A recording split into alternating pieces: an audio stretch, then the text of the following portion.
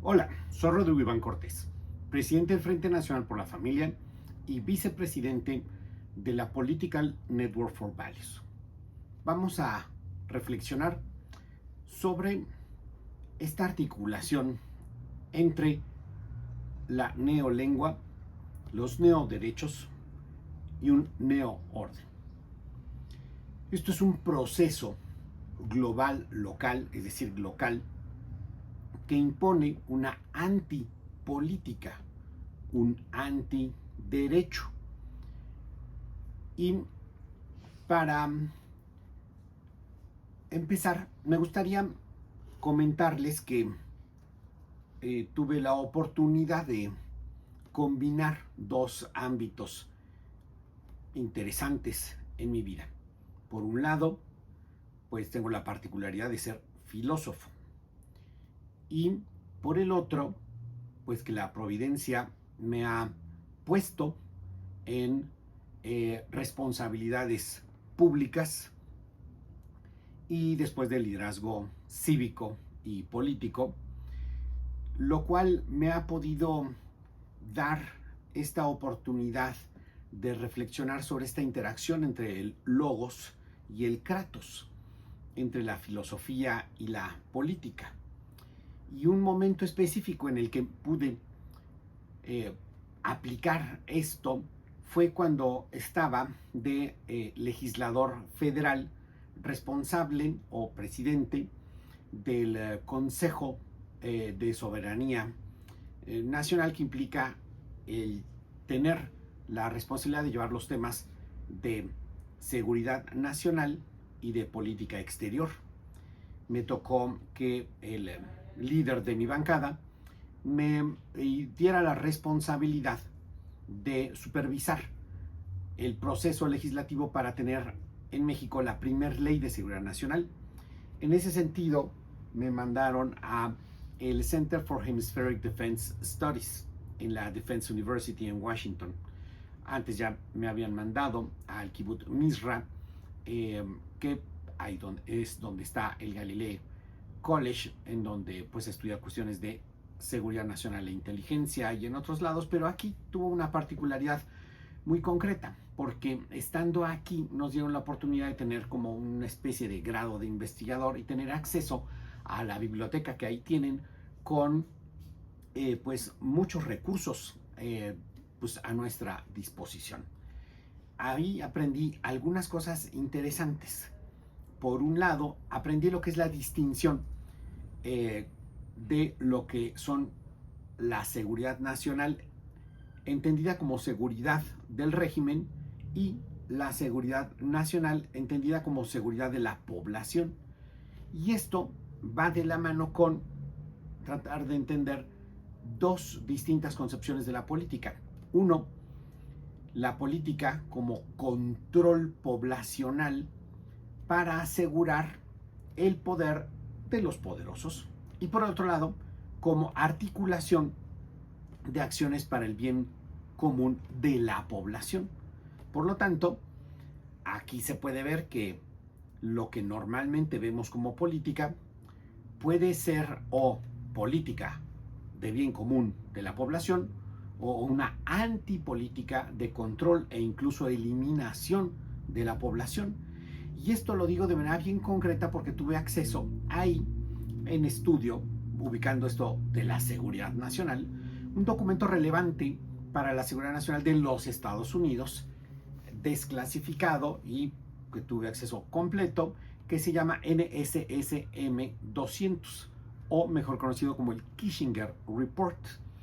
Y este, pues es relevante porque el personaje del que estamos hablando, que nació en 1923 y murió en el 2023, pues tiene una historia bastante interesante.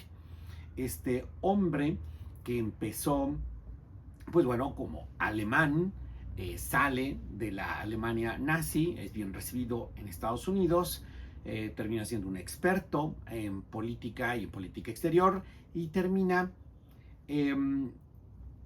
coordinando los esfuerzos de Rockefeller, que quería ser presidente de los Estados Unidos. no logra ser presidente, pero él sí logra entrar a la presidencia. Y entró a la presidencia y de ahí ya no lo sacaron hasta que se murió casi. Ahí fue asesor de Lyndon B. Johnson, de Nixon, de Carter, fue asesor de política exterior, fue secretario de Estado, fue consejero de Seguridad Nacional. Bueno, muchas responsabilidades, y es importante ubicar cómo este documento nos da una manera de entender muy bien lo que son estas instancias internacionales, de las cuales la ONU y la OEA pues son resultado en su configuración actual. Él pone una frase muy relevante en este documento, que es: no queremos un Japón abajo del río Bravo. Japón pues se había desarrollado muchísimo después de la Segunda Guerra Mundial, creció poblacionalmente, creció económicamente, y eso de ninguna manera lo querían. Este hombre hace este documento para establecer políticas eficientes de control poblacional, lo cual implica control de la natalidad, implica que hay que imponer coactivamente, pero sin que parezca coacción, un modelo de familia que reduzca la fertilidad. Eso en México, ¿cómo impactó? Pues impactó con la política de la familia pequeña vive mejor. Sería fascinante contarles la historia de cómo esto es que se da, pero no es el momento. ¿Qué es lo que pretendía lograr y que empujaron? No solo en lo que es la política exterior solo de los Estados Unidos, sino que a partir de la fuerza de los Estados Unidos hicieron que las Naciones Unidas y después la OEA, este tipo de gobiernos, implementaran unas cuestiones muy específicas. Por ejemplo, crear condiciones para la declinación de la fertilidad, poner como pieza clave para el financiamiento de la política de control de población, para financiar políticas de reducción y de eliminación de población, una instancia que venía de unos pocos años antes, pero que aquí es donde agarra vuelo, que es la instancia de ayuda de los Estados Unidos, que ahorita vamos a enfocarnos un poco más en ella. Aprovechar los recursos y materias primas de países como el mío, que es el que está justo abajo del río Bravo, que es México, sin que su población se merme. Mantener, y esto es muy importante, la hegemonía, limitando el mercado interno de los países, evitando su mayor crecimiento demográfico. Cambiar la cultura de los países para que se asuman modelos de familia con menor fertilidad. Esto lo vamos a ver como una constante posteriormente. Entonces, esta instancia estratégica que les digo que sería utilizada como clave para ir metiéndose en las diversas instancias como es la ONU o es la OEA, es USAID, la United States Agency International Development. Esta resulta ser una instancia estratégica para financiar y operar instancias como el Fondo de Población de Naciones Unidas, el Banco Mundial, la UNICEF, la Organización Mundial de la Salud, y entra en colaboración, y esto es clave, porque ahí vamos a ver cómo entran primero como donors, ¿no? Como dando dinero, pero vamos a ver cómo trabaja esta instancia con el presupuesto público para después regresarle a estas instancias como la International Planned Parenthood Federation, que por un lado le dan recursos, pero por el otro los recibe. Y entonces es un juego ahí bastante sucio de dinero. Y el Population Council. Recientemente hemos visto esta gran noticia de que el gobierno de Trump en su segunda administración hizo una reevaluación de esta instancia y hicieron una rueda de prensa con todos los findings de que creó un escandalazo enorme porque el dinero de los contribuyentes norteamericanos que se supone era para ayudar a la población internacionalmente, pues por la buena onda de Estados Unidos, resultaba ser no más que un instrumento para imponer una política de control poblacional, enfáticamente el aborto, y de la mano de esa política, una política de imposición, de promoción de la ideología de la confusión de género. Y entonces viene la feria de las cifras, en donde la vocera de los Estados Unidos dio a conocer algunos de estos, en donde había carretonadas de dinero para meter financiamiento de activistas trans o LGBT y el resto del abecedario, obras de teatro LGBTs, bueno, una cantidad de cuestiones absurdas que pues no tendrían que hacer eso. Aquí es donde viene una cuestión de cómo esto, que como vemos viene desde los 60s, después con un punto fuerte en los 70s, en los 90s y muy particularmente del 26 al 30 de octubre de 1992, la ONU, a través del Fondo de Población de Naciones Unidas, hace una reunión con sus expertos en un foro que se llamó Gender Perspective in Family Planning Programs, y esto lo hicieron en Bangalore, India. Y fíjense una de las conclusiones principales que generaron aquí. Para ser efectivos a largo plazo, los programas de planificación familiar deben buscar no solo reducir la fertilidad dentro de los roles de género existentes, sino más bien cambiar los roles de género a fin de reducir la fertilidad. Es decir, en el marco de esta reunión de expertos, donde obviamente estaban los de la Fundación Ford, los de la Fundación Hewlett Packard, los de la Fundación Rockefeller, los de la International Planned Parenthood Federation, se dieron a la tarea de cómo darle un reshape a la política de control poblacional para que se acompañara al aborto con vías paralelas que fueran hacia el mismo objetivo, el control poblacional. Por un lado está la eliminación de población con el aborto, pero por el otro, como aquí dicen textualmente en sus conclusiones, jugar con los roles de género para reducir la fertilidad, promoviendo otros modelos de familia que no sean fértiles. ¿Se dan cuenta? Esto es 1992.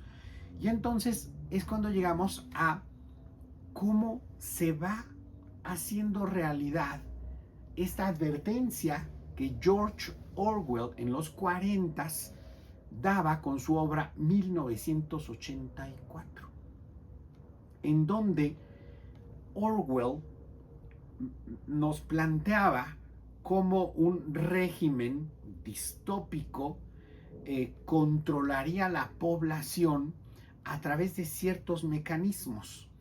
Un gran hermano que todo lo vigila, todo, que tiene pantallas en todos lados, va generando una neolengua.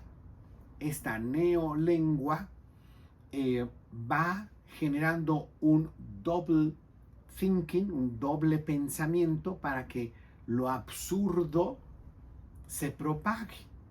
Y ahí es donde viene esta famosa frase: 2 más 2 no son 4. Es lo que diga el partido, es lo que diga el régimen. Y eso te lo tienes que tú llegar a creer, porque si no, tienes un crimen de pensamiento. Entonces fíjense cómo este crimen de pensamiento va llevando a una nueva normalidad en donde la verdad es hecha completamente de lado, la política se convierte en una antipolítica inhumana. Y fíjense la correlación de ir promoviendo este neolenguaje se va queriendo imponer un doble pensamiento a partir de promulgar unos nuevos derechos que no lo son, pero que si no te doblegas, incurres en crímenes incluso de pensamiento, y esto lleva a un nuevo orden, que es una nueva normalidad. Esto, pues pongamos ejemplos concretos. España está sufriendo una situación en verdad espantosa, un declive poblacional terrible y una cada vez mayor cancelación de libertades fundamentales. Bueno, esto viene dándose de manera más agresiva con Pedro Sánchez, presidente de España, pues que acaba de dejar de ser presidente de la Internacional Socialista. Y no se cansan de repetir ahí que son nuevos tiempos, que requieren nuevos derechos y que esto debe hacer una gran sincronía global, pues con una agenda global socialdemócrata. Pero veamos, hace tan solo unos poquititos días, Pedro Sánchez recibe de manos de Bill Gates un honor enorme, que es el premio Goalkeepers, ¿no? De estos que son los guardianes de los objetivos globales, ¿no? Y este hombre ha sido tan obediente, tan abyectamente doblegado a esto, pues que lo premian para ponerlo como ejemplo, aunque esté destrozando a su país, aunque le esté dando en la torre al desarrollo y esté acabando con su población por varias vías, ¿no? Pedro Sánchez, dice aquí este periódico, Pedro Sánchez obedece a Bill Gates y la agenda de Davos. El mercado de carne será intervenido. Porque, ¿qué es eso de andar comiendo carne? Pero vemos en esta imagen a dos personajes que parece que están muy cercanos, no solo por la geografía, porque uno es portugués y el otro es español, sino por algo un poquito más curioso. Estos se ven en Naciones Unidas, son el lacayo uno de otro. Fíjense, Antonio Guterres, el actual secretario general de la ONU, fue presidente también de la Internacional Socialista. Y qué curioso, él también dice que hay que aplicar esa nueva agenda socialdemócrata con los nuevos derechos sexuales y reproductivos. La neolengua a pleno. Y si uno se pone a ver todos los mecanismos, declaraciones burocráticas, mecanismos de seguimiento de lo que son los objetivos que primero fueron del milenio, después del desarrollo sustentable y que ahora en su última expresión son del pacto del futuro, pues no son más que esta herramienta para precisamente imponer ese nuevo orden. Fíjense ustedes entonces, me encantaría abordar más a detalle este esquema, pero lo voy a tener que decir rápido por el tiempo que tenemos, cómo ese nuevo orden, que es mundial, viene de un gran reseteo que va a volver a construir todo mejor, el Build Back Better. Este gran reseteo y este Build Back Better vienen de alguien que curiosamente en los 70 se encontró con Henry Kissinger en Harvard. Los dos alemanes, los dos fervorosos creyentes de la ingeniería social, que es Henry Kissinger y que es Klaus Schwab. Henry Kissinger, pues vemos cómo estuvo haciendo esta influencia, sobre todo en el gobierno de los Estados Unidos, a través del Council for Foreign Relations, a través de otras instancias y su firma propia, pero en esta sincronía con Klaus Schwab, que crea el Club de Davos, que en este Club de Davos viene a tener este acercamiento con Helder Cámara, un teólogo de la liberación marxista, esta influencia en lo que fue la toma de la Rusia post-Unión Soviética, después incidiendo en el conflicto internacional que hubo entre Grecia y Turquía, después metiéndose de lleno con esto del gran reseteo, el Build Back Better, para generar una nueva normalidad a partir de la pandemia, de la mano de Bill Gates, y después de Larry Fink, metiendo estos índices de ESG, Environmental Social Governance, que no es otra cosa más que el ecologismo más radical, el wokismo más radical, para hacer un gobierno mundial que pueda tener un control global. Entonces, fíjense, ya viendo esto en perspectiva, vemos cómo ese nuevo orden mundial, por lo tanto, viene de ese gran reseteo, de ese volver a construir todo mejor, porque pues, se creen mejores que Dios, por supuesto, dar una nueva normalidad a través de unos nuevos derechos. Y aquí está la clave: cómo van combinando lo que es el Big Corp con el Big Gov a través de instancias como las fundaciones y los foros. Y ahí estamos conectando todo, el Big Corp con el Big Gov, foros, fundaciones como cuáles, como el Club Bilderberg, como el World Economic Forum y la Trilateral Commission, con fundaciones como la Open Society Foundation, como la Rockefeller Foundation y como la Bill and Melinda Gates Foundation. Y esto va generando, por un lado, una gran propaganda global que va siendo una gran imposición global, porque va combinando la fuerza de este Big Corp con el Big Finance, como el de BlackRock y Larry Fink, como el Big Tech de Microsoft con Gates, como el Big Pharma de Pfizer, el Big Media como Disney y su pulpo mediático, y por el otro lado el Big Gov, como son los gobiernos nacionales grandotes de Estados Unidos, sobre todo cuando está gobernado por demócratas, muy enfáticamente Clinton, Obama y Biden; China, Gran Bretaña, sobre todo con Starmer actualmente; a nivel regional con la Unión Europea, la OEA y la Unión Africana; y en lo global es la ONU. Y entonces ahí es donde estamos hablando de ese gran reseteo, de esa Agenda 2030 que va a construir todo mejor, que va a imponer una nueva normalidad, que va a generar este desarrollo sustentable, y que impone los nuevos derechos sexuales y reproductivos, como esos dos grandes ingenieros sociales que fueron porque pues Henry Kissinger acaba de morir y Klaus Schwab entró en desgracia por escándalos pues de corrupción sexual y de acoso sexual y de corrupción económica. Renunció al World Economic Forum exactamente el día en que falleció el Papa Francisco. Entonces vemos cómo aquí estamos hablando de una imposición, de una agenda que implica una alineación estratégica, ¿no? Pero que es alienante de la institución familiar, alienante de las instituciones eclesiales, de las instituciones privadas y de las instituciones públicas.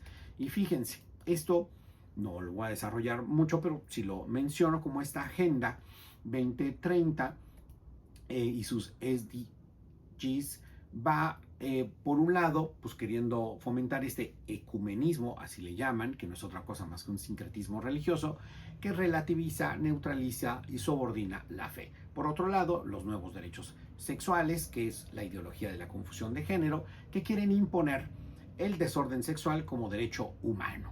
Por otro lado, los nuevos derechos reproductivos, que no es otra cosa más que cultura de la muerte, que quieren establecer el asesinato como un derecho humano fundamental. Por otro lado, ese ecologismo totalmente desmesurado, que ya raya claramente en un culto global a la madre tierra Pachamama, y que pues plantean salvar el planeta y relegar a la humanidad. Un ejemplo muy breve, no me meto más, pero Mikhail Gorbachev, cuando presenta la Carta de la Tierra, lo dijo de manera expresa. Dijo que lo contenido en la Carta de la Tierra está llamado a sustituir los 10 mandamientos judeocristianos. Ah, sí. Y bueno, qué decir de Leonardo Boff, ¿no? Que lo tuvimos aquí en México en varias ocasiones. Yo lo escuché, de cómo va combinando este grito de la tierra con el grito de los pobres, una teología de la liberación marxista con un ecologismo totalmente desmesurado, que pues suele escribir en lugares un poco curiosos como este portal de cristianos gays, que es tratar de meter la agenda LGBT en la Iglesia Católica. Ahí pues tiene su columna en donde habla de los derechos de la madre tierra y su dignidad, en donde ya de plano se lanza a decir que el verdadero sujeto de derechos de esta nueva generación de derechos ya no son los seres humanos, sino la madre tierra, que en términos evolutivos es el ser superior, ya, porque siente, ama y quiere. Y resulta que los seres humanos somos un cáncer, somos un paria, somos parásitos, y que lo que se tiene que salvar no es a los humanos, sino al planeta Tierra, y que la siguiente Declaración Universal de Derechos tiene que ser los derechos de la Madre Tierra. Un poco extremo, ¿verdad? Les pondré un video de Larry Fink, que es el CEO de BlackRock, diciendo cómo se tiene que forzar a las personas con estos índices, pero ya no nos da tiempo.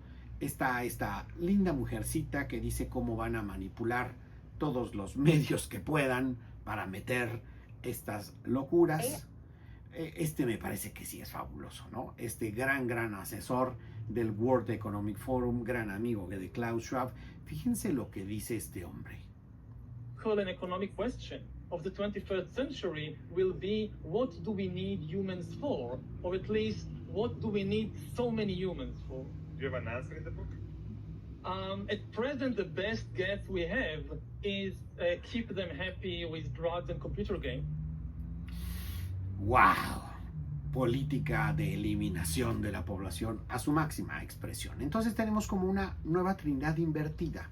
Por un lado tenemos el Big Gov, por otro lado el Big Corp, y por otro lado quieren crear un Big Church, sí, por el culto a la Madre Tierra. Y esto lo quieren hacer a través de una hermenéutica evolutiva que generan estos nuevos derechos, forzar conductas, como decía Larry Fink, forzando una nueva normalidad con un gobierno corporativo global que genere ese nuevo orden. Eso va a ser un nuevo Dios, uno y trino, que va a ser ese Big Brother. Bueno, para cerrar y planteando el reto hacia lo que es el sistema interamericano, pues está mi caso, en donde Rod Dreher dice que es el caso en donde se criminaliza decir la verdad, se anulan libertades fundamentales, y se hace una guerra contra la realidad. También esto lo comentó Mary Whitfield en The Spectator, y en resumen, pues no es otra cosa más que, estando yo en la Cámara de Diputados, una persona transexual se disfraza de drag papisa para presentar una iniciativa por la cual busca catalogar a la Biblia como discurso de odio y por lo tanto prohibir la prédica a partir de varias partes de la Biblia y castigar no solo ministros de culto, sino toda persona de fe.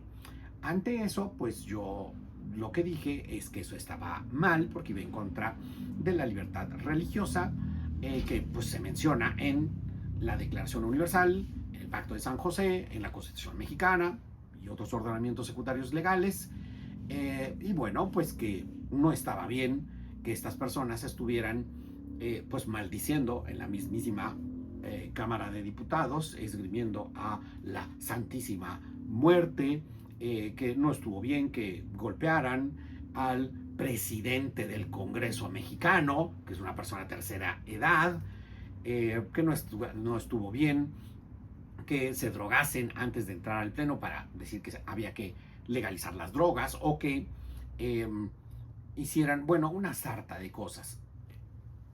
Resumiendo, la sentencia que me hacen dizque para evitar la discriminación es discriminarse.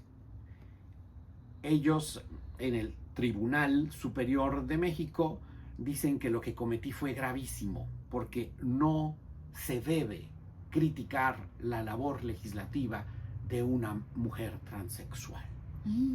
O sea, eso acaba con el debate parlamentario, con el debate público y con la democracia. Pero que además lo que hice fue grave por 4 agravantes.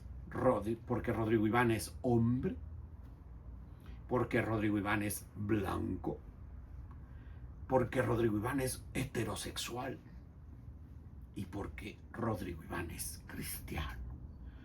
¡Wow!